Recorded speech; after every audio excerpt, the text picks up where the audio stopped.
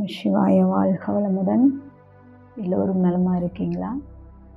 போன பதிவில் பார்த்திங்கன்னா உங்களுக்கு சில விஷயம் கொடுத்துருப்பேன். இந்த பதிவில் நம்ம மணிப்பூரக சக்கரம் வெளிப்படைய ஒரு கோலம்னு சொல்லலாம், பூன்னு சொல்லலாம். இது நம்ம எல்லோரும் இந்த கோலம் போட்டிருப்போம். பார்த்துட்டிங்கன்னா இந்த கோலம் போட்டால் கோலம்னு சொல்ல முடியாது, இந்த வரைதலை பார்த்தா மணிப்பூரக சக்கரம் வெளிப்படையும் அப்படிங்கிறது தெரியாது உங்களுக்கு. ஆனால் இது வரைந்திருப்பீர்கள், இதை போட்டால் இது வெளிப்படையும் அப்படிங்கிறது உங்களுக்கு தெரியாது. அந்த படத்தை நான் வரைஞ்சி காட்டுறேன். அதை நீங்கள் எல்லாரும் வரைய போகும்போது உங்களுக்கு இந்த மணிப்பூரக சக்கரம் வெளிப்படை வரைஞ்சிட்டு இருக்கும்போதே உங்களுக்கு வெளிப்படைஞ்சிடும். சரிங்களா? நமஸ்காரம். ஃபஸ்ட்டில் இது போடணும் பார்த்துக்கோங்க. ரெண்டாவது இந்த மாதிரி போடணும் பார்த்துக்கோங்க.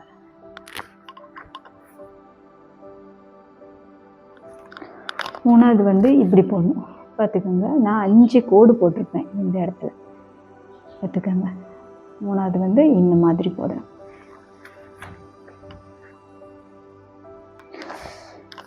நாலாவது இதே போல் போட்டுக்கோங்க. அப்போ இதோட அர்த்தம் 3 இதழ் கொண்டு போடும்போது நம்மளுக்கு மூலாதாரம், சுவாதிஷ்டானம், மணிப்பூரக சக்கரத்தில் நிற்கும். ஆனால் இந்த சக்கரம் மேற்கொண்டு இப்படி ஒரு சுழற்சி அதை சதுரப்படுத்துகிறோம். நம்ம சதுரங்கம் போடும்போது நம்மளுக்கு என்ன ஆயிரும்னா கண்டிப்பாக மணிப்பூரகத்தில் தான் நிற்கும். இந்த சூட்சுமத்தை நீங்கள் கண்டுபிடிக்க முடியாது. ஆனால் நீங்கள் போட்டு பார்க்க போகும்போது உங்களுக்கு நல்ல அனுபவம் இருக்குது. இன்னும் இதில் ஒரு சில விஷயம் பண்ணணும் பார்த்துட்டிங்கன்னா,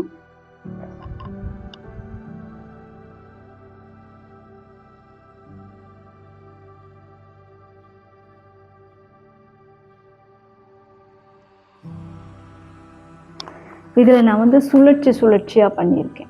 சரிங்களா? சுற்றி இந்த பாருங்கள், இந்த ஸ்டார்ஸ்லாம் இப்படி சுழற்சியாக பண்ணி முடிச்சுட்டு கடைசியில் இருங்க. கடைசியில் தான் சென்டரில் நடுவில் ஒரு சுழற்சி போடணும். இந்த பார்த்துக்கோங்க. இந்த நடுவில் சுழற்சி போட போகும்போது மணிப்பூரக சக்கரம் வெளிப்படைஞ்சிட்டு நடுவில் சுழற்சி போட போகும்போது அந்த கரெக்டாக உங்களோட அந்த நரம்பு புள்ளி பாயிண்டில் போய் நிற்கும். அப்போ உங்களுக்கு அந்த சக்கரம் வெளிப்படைஞ்சிடும். நீங்கள் போடும்போதே அதை வரையும் போதே உங்களுக்கு நல்லா அர்த்தமாக புரியும். இதே போல் ஒன்றுதான் வரையலாமான்னா, இந்த மணிப்பூரக சக்கரம் ஓப்பன் பண்ண பல்லாயிரக்கணக்கான வரைதல் இருக்குது. அதில் இதில் ஒன்று தான் உங்களுக்கு ஈஸியான மெத்தடில் நான் சொல்லி கொடுத்துருக்கேன். அப்போ இந்த முதுகுத்தண்டு வடையின் மாதிரியாகவும் இந்த மணிப்பூரக சக்கரம், அப்போ உங்களுக்கு அது வெளிப்படையும். இதை நீங்கள் செஞ்சு பாருங்கள். அப்புறம் உங்களுக்கு அடுத்து இந்த பின்னாடி இந்த இதுக்கு நேராக பின் சைடு மூலாதார விழிப்புணர்வு அதுவும் சக்கரங்கள் தனியாக உங்களுக்கு முதுகுத்தண்டு வடைக்கு கொடுத்துருக்கேன். அப்போ அந்த இது தனியாக உங்களுக்கு நான் இந்த தகவல்களை கொடுக்குறேன். இதை நீங்கள் வரைய போகும்போது உங்களுக்கு வெளிப்படைஞ்சிடும். கிட்டத்தட்ட ஒரு 15 நாள் நீங்கள் தொடர்ந்து இந்த படத்தை வரைஞ்சிங்கன்னா உங்களுக்குள்ளே நிறைய மாற்றங்கள் இருக்கும், நிறைய மாற்றங்கள் தெரியும். நீங்கள் சரியாக இயங்க ஆரம்பிப்பீங்க. ஏன்னா நம்மளோட இந்த சக்கரம் விழிப்பு சரியாக இருந்தால்தான் நம்மளோட அந்த வேலையின் நம்மளோட திருத்தம் சரியாக இருக்கும், நம்மளோட எல்லாத்தோட திருத்தமும் சரியாக இருக்கும். இந்த சக்கரம் சரி வரலன்னா இதுக்கு கீழே இருக்க சக்கரம் அதுக்கு ஏற்றாற் போல் இயங்காது. அது பாட்டுக்கு அது இஷ்டத்துக்கு இயங்கும். இதுக்கு மேலே சக்கரம் அது பாட்டுக்கு இயங்கும். அப்போ உங்களை ஒரு கண்ட்ரோல் படுத்த முடியாது. இந்த சக்கரம் தான் உங்களுக்கு அந்த கட்டுப்படுத்துதல். சரிங்களா? இதை போல் அநாகதம் வெளிப்படைகிற சக்கரமெல்லாம் உங்களுக்கு ஒவ்வொரு பதிவில் ஒவ்வொரு சக்கரம். அப்புறம் மேல் உங்களுக்கு இங்கே இருக்குது தாமரை, அதாவது 1000 தாமரைன்னு சொல்லுவாங்க. இந்த சக்கரமெல்லாம் வெளிப்படுறதுனா உங்களுக்கு தகவல்களை கொடுக்க. சரி, பரவாயில்ல. நம்ம சிவாய். இப்போ நான் உங்களுக்கு ஒரு முத்திரை தரேன். சரிங்களா? பார்த்துக்கோங்க. இப்போ அந்த முத்திரையை நீங்கள் வைங்க.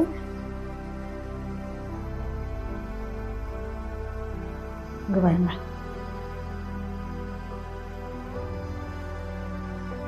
கை எப்படி இருக்குது பாருங்கள்.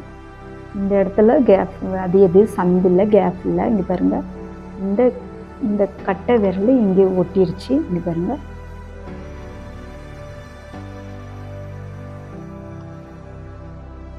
அதே போல் இந்த கையில் இப்படி வச்சுட்டு, இந்த முத்திரை இப்படியெல்லாம் வைக்கக்கூடாது சாமி. இந்த முத்திரை வைக்கிறதுக்குன்னு ஒரு முறை இருக்குது. இது பாருங்க, கரெக்டாக இந்த கை வந்து நேரில் இருக்கணும். பாருங்க, வச்சு பாருங்கள், உங்களுக்கே அதோட எல்லா நன்மைகளும் புரியும்.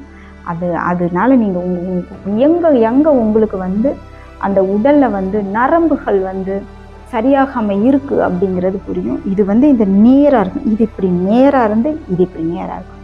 நான் வச்சுருக்கேன், இதுதான் இதோட முத்திரை. இப்படி இருக்கணும்.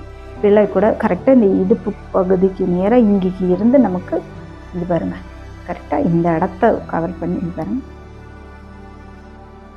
நேராக சமமாக இப்படி வச்சுருக்கணும். இதுதான் இந்த முத்திரை வைக்கிறதோட முக்கியமான விஷயம். வச்சுக்கிட்டு இதை வந்து நீங்கள் எவ்வளோ நேரம் வேணாலும், உங்களால் இந்த முத்திரை வச்சு எவ்வளோ நேரம் உட்கார முடியுதோ அவ்வளோ உங்களுக்கு உடலில் வந்து நன்மைகள் இருக்குது.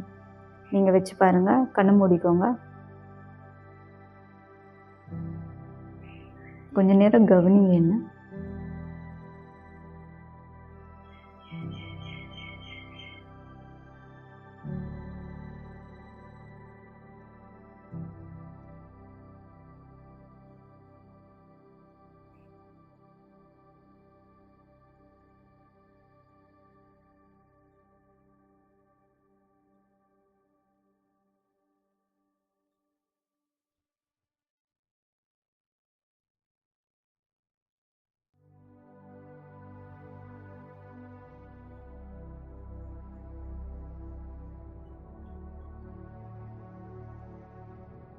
மனம் அடங்கி, எண்ணம் அடங்கி, சிந்தனை அடங்கி, உங்கள் உடலில் எங்கெங்கே நரம்புகள் வந்து உள்ளே இருக்கோ, இடைஞ்சலாக இருக்கோ, அந்த நரம்புகளுக்கு உங்களோட எண்ணெயை சரியாக போய் சரி செய்யறது. நீங்கள் இதை வச்சு பார்த்து நீங்கள் ஆத்மபூர்வமாக திருப்தி அடைஞ்சிக்கணும். அப்புறம் இப்போ உங்களுக்கு ஒரு சின்ன தியானம் தரேன். அந்த தியானம் வந்து உங்களுக்கு மனதளவுக்கு ரொம்ப நல்லாயிருக்கும். ஏற்கனவே இது கொடுத்துருந்தாலும் இப்போ இந்த தியானம் பண்ணுங்கள். உங்கள் எண்ணம், சிந்தனை மற்றும் உடல் எல்லாமே ஒரு சில நேரங்களில் கடினப்பட்டுக்கிட்டு இருக்கும். அப்புறம் இந்த தியானம் பண்ண போகும்போது என்ன ஆகும்னா உங்களுக்கு அது வந்து மாறி நீங்கள் ஒரு நல்ல சார்ந்த நிலைக்கு வருவீங்க. சரியா சாமி? ரொம்ப முக்கியம், சின்ன விஷயந்தான். பாருங்க, கையை எப்படி வச்சுக்கோங்க, இங்கே கீழ் நோக்கி கரெக்டாக இந்த இடம் இங்கே வருங்க. ஒரு பறவை போல் கையை வச்சுருக்கேன். சரிங்களா? இங்கே வருங்க, நல்லா ஒட்டிக்கோங்க உடம்பு.